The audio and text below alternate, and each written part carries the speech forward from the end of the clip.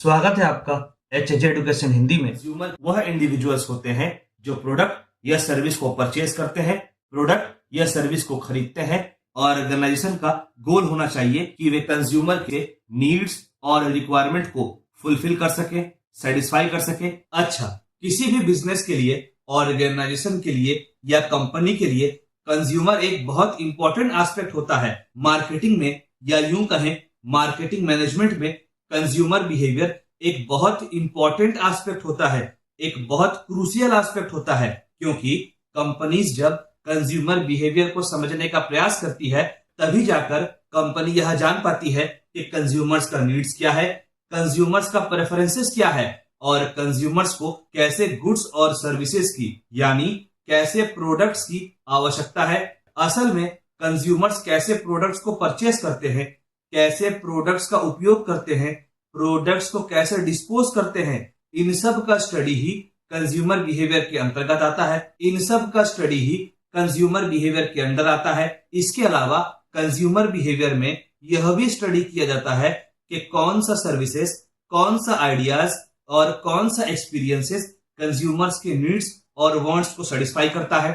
यहाँ एक बात कहना जरूरी हो जाता है, कंज्यूमर बिहेवियर को समझने के लिए मार्केटिंग के ज्ञान के अलावा साइकोलॉजी, सोशियोलॉजी, इकोनॉमिक्स, एंथ्रोपोलॉजी आदि की ज्ञान की सहायता भी ली जाती है। मार्केटर के लिए कंज्यूमर बिहेवियर को समझना बहुत जरूरी होता है ताकि कंपनी उचित मार्केटिंग स्ट्रेटेजी को डेवलप कर सके, जिसकी सहायता से ब्रांड इमेज, ब्रांड लॉयल्टी को इंप्रूव किया जा सके और कंपनी कंपटीशन में बनी रहे।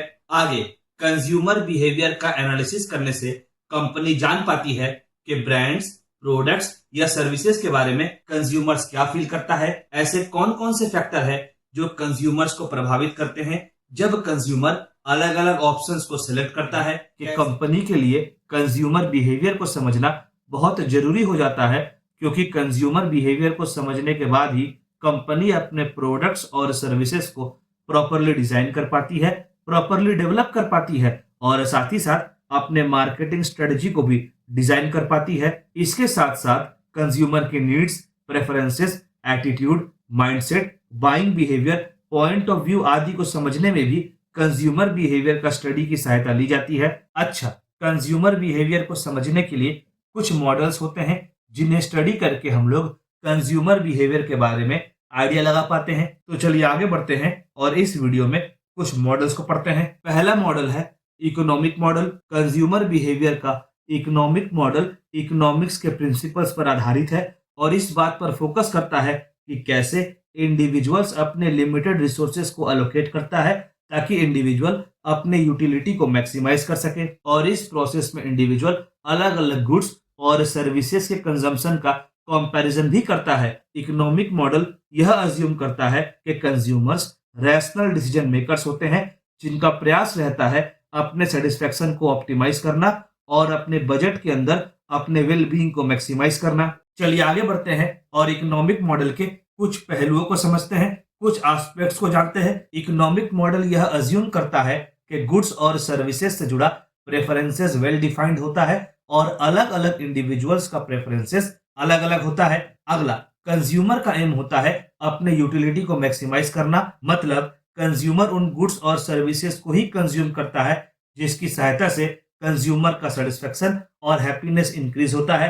अगला, कंज्यूमर बजट कॉन्स्ट्रेंट फेस करता है, मतलब कंज्यूमर अपने इनकम के अंडर ही गुड्स और सर्विसेज का परचेजिंग से जुड़ा डिसीजन लेता है।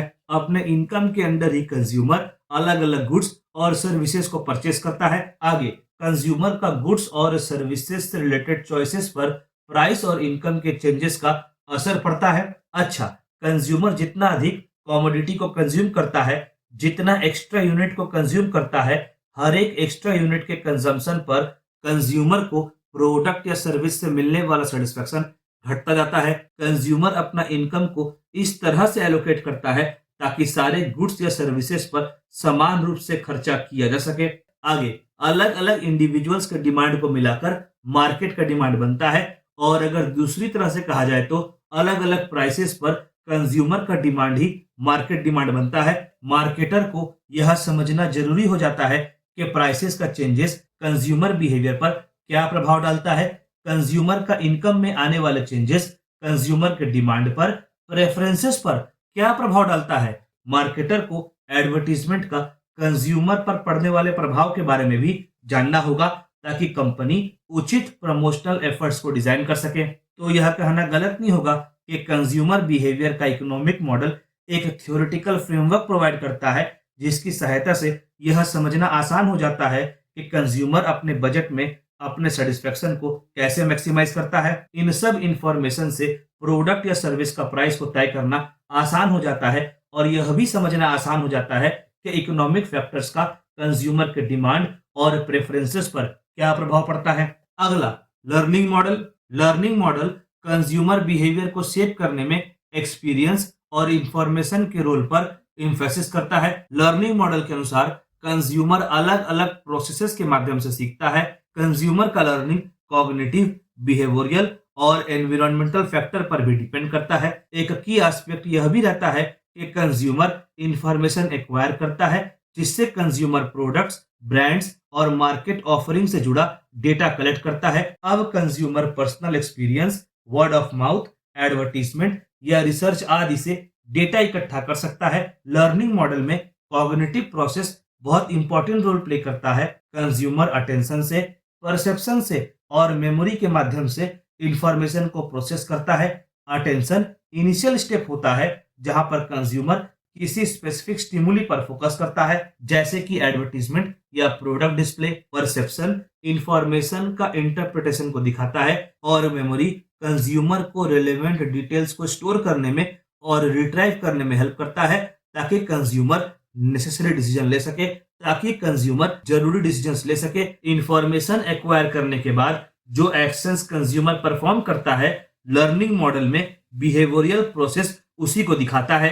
मार्केटर को चाहिए कि वह इन सब डिसीजंस को अच्छे से समझे और इस समझ को एडवर्टीजमेंट कैंपेन बनाते समय, प्रमोशनल कैंपेन को डिजाइन करते समय और प्रोडक्ट प्लेसमेंट के समय यूज करे। आगे, cultural influences, social norms, environmental factors में इंक्लूडेड होता है। कंज्यूमर्स अपने सोशल सराउंडिंग से, कम्युनिटीज में प्रेवलेंट कल्चरल वैल्यूज और सोशल ट्रेंड से अपने परसेप्शन को बिल्ड करता है जो कि कंज्यूमर का परचेजिंग डिसीजन को प्रभावित करता है। कंज्यूमर अपने सोशल सराउंडिंग से, कम्युनिटीज में प्रेवलेंट कल्चरल वैल्यूज और सोशल ट्रेंड से अपने परसेप्शन को बिल्ड करता है जो कि कंज्यूमर का परचेजिंग डिसीजन को प्रभावित करता है। लर्निंग मॉडल के अनुसार लर्निंग प्रोसेस में कंज्यूमर अलग अलग स्टेजेस से गुजरता है। शुरुआत में एक नीड रिकॉग्निशन फेज आता है जहां पर कंज्यूमर अपने करेंट और डिजायर्ड स्टेट के बीच के डिफरेंसेस को समझता है। मतलब कंज्यूमर यह जानने का प्रयास करता है कि उसका प्रेजेंट स्टेज क्या है और कंज्यूमर फ्यूचर में कौन से स्टेज में पहुंचना चाहता है। इससे कंज्यूमर का इंफॉर्मेशन सर्च का प्रोसेस ट्रिगर होता है जिससे कंज्यूमर अपने नीड्स को सेटिस्फाई करने के लिए एक्टिवली इंफॉर्मेशन का सर्च करता है। आगे, इसमें ऑल्टरनेटिव्स का इवैल्यूएशन परफॉर्म किया जाता है जहां पर इकट्ठा किए गए इंफॉर्मेशन के आधार पर कंज्यूमर अलग अलग ऑल्टरनेटिव्स को इवैल्यूएट करता है। फिर फाइनली परचेज डिसीजन और पोस्ट परचेज इवैल्यूएशन पर आकर लर्निंग साइकिल कंप्लीट होता है।